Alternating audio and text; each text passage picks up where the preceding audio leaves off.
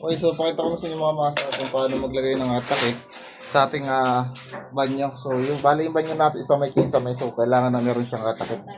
So puputas lang natin yan mga master. So gagamit lang tayo rito ng flexible connector.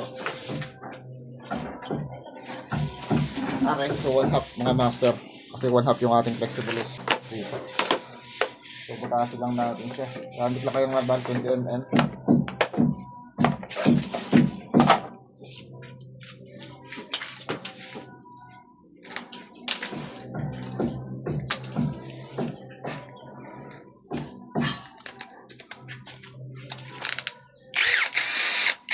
So, higit na lang natin ito.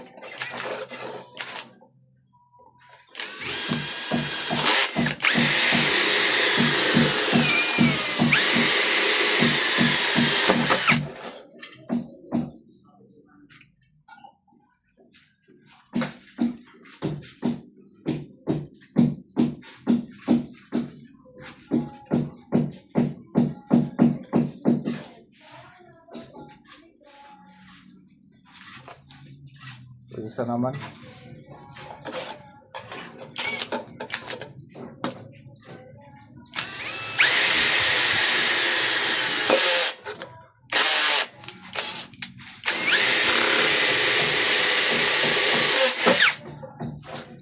Yan.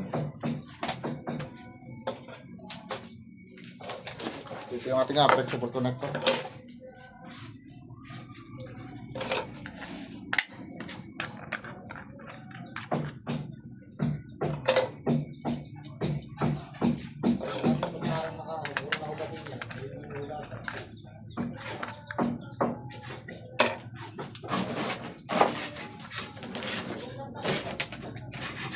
Matilang natin na rin.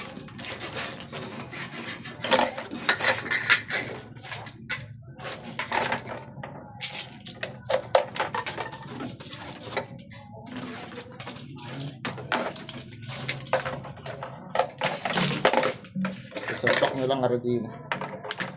Okay, so kusang maglalak yan.